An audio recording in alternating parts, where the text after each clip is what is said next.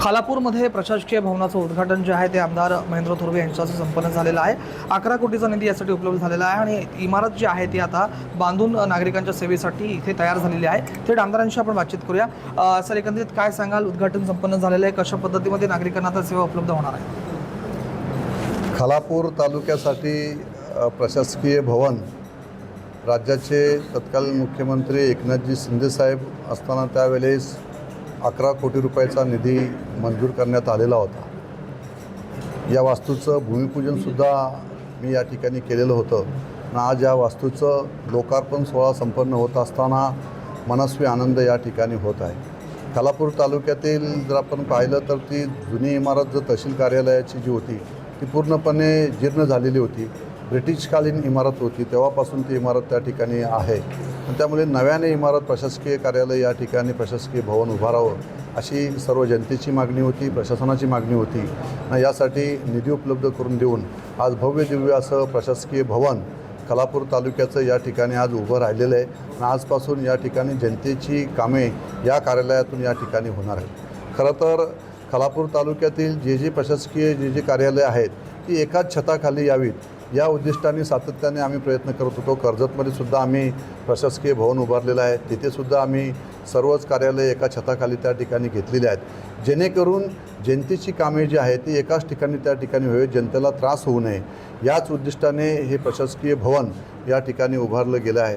आणि सुंदर असं प्रशासकीय भवन आज या ठिकाणी उभारताना महेशजी बालदी, माझे सहकारी विधानसभेतील आणि कलेक्टर साहेब असतील, सर्व प्रशासकीय यंत्रणा, त्यानंतर आमचे प्रांत अधिकारी सकपाल साहेब आणि तहसीलदार अभयजी हे दोन्ही या ठिकाणी माझे सहकारी आणि नगराध्यक्ष आमच्या असे सगळेच आमच्या सभापती भाई शिंदे सगळेच जण एकत्रित त्या ठिकाणी उपस्थित आहेत आणि या सगळ्यांच्या उपस्थितीमध्ये भव्य दिव्य असं प्रशासकीय भवनाचं आज लोकार्पण माझ्या हस्ते या ठिकाणी झालं असं या ठिकाणी जाहीर करतो।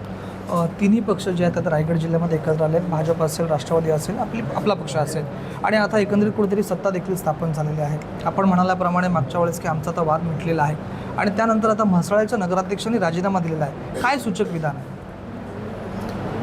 नक्कीच आता राज्यामध्ये जी काही राजकीय परिस्थिती आहे ती आपण सगळेजण पाहत आहे की राज्यामध्ये आता शिवसेना, भारतीय जनता पार्टी, राष्ट्रवादी, RPI असं महायुतीचं सरकार राज्यामध्ये आहे।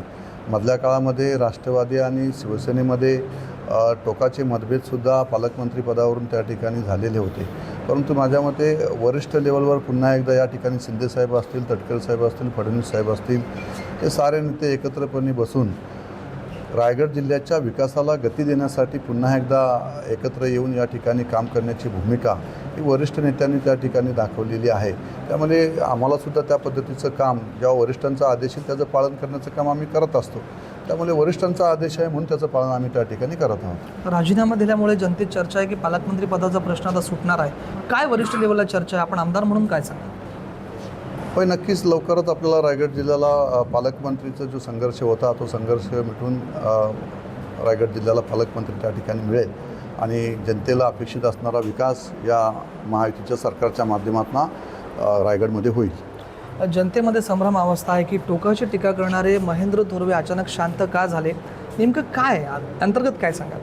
नाही, असं बघा, जो काय विषय तो संघटनात्मक विषय असतो, ज्यावेळेला संघटनेचा विषय असतो तेव्हा संघटनेची बाजू त्या ठिकाणी सक्षमपणे मांडण्याचं काम मी आतापर्यंत बाळासाहेबांचा कडवट शिवसैनिक म्हणून करत आलेलो आहे। त्यामुळे आता जरी राजकीय परिस्थिती जरी त्या ठिकाणी बदललेली असली तर मी माझ्या पक्षाबरोबर ठामपणे, पक्षाच्या विचारधारेबरोबर ठामपणे त्या ठिकाणी उभा आहे।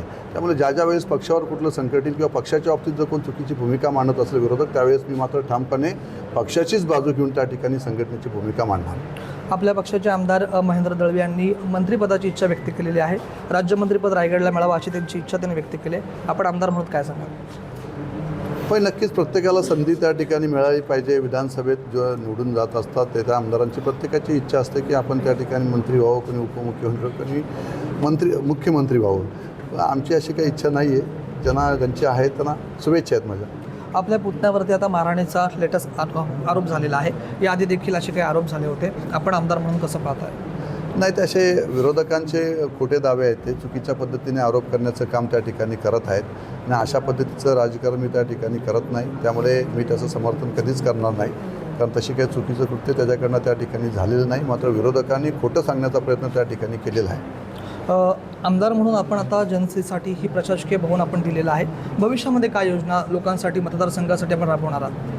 होय, नक्कीच या मतदारसंघाचा कायापालट व्हावा या दृष्टीने सातत्याने मी प्रयत्न करत आहे आणि त्यामुळे खालापूर तालुका असेल, कर्जत तालुका असेल, खालापूर तालुक्यामध्ये मोठ्या प्रमाणात इंडस्ट्री पुढील काळामध्ये कशी आणता येईल, ज्या आता MIDCच्या माध्यमातून जे ॲक्विशन सुरू आहे त्या ठिकाणी जास्तीत जास्त इंडस्ट्री आणून त्या ठिकाणी स्थानिकांना रोजगाराची संधी कशी उपलब्ध होईल हा प्रयत्न आम्ही या माध्यमातून या ठिकाणी करणार आहोत. कर्जत तालुक्यामध्ये सुद्धा जरी ग्रीन झोन बेल्ट असला तरी त्या ठिकाणी पर्यटनाच्या माध्यमातून कसा विकास होईल हा पुढील काळामध्ये प्रयत्न करणार आहोत आणि यासाठी माथेरान असेल, कर्जत असेल या ठिकाणी सुद्धा मोठा निधी सेंट्रलकडनं सुद्धा मागवण्याचा प्रयत्न आम्ही त्या ठिकाणी करणार आहोत, जेणेकरून कर्जतचा, खालापूरचा विकास हा अधिक मला गतिमान त्या ठिकाणी करता येईल. धन्यवाद. हे होते आमदार महेंद्र थोरवे. राज वैशंपायन, टीव्ही मराठी, खोपोली, रायगड. घ्यायचं नाही.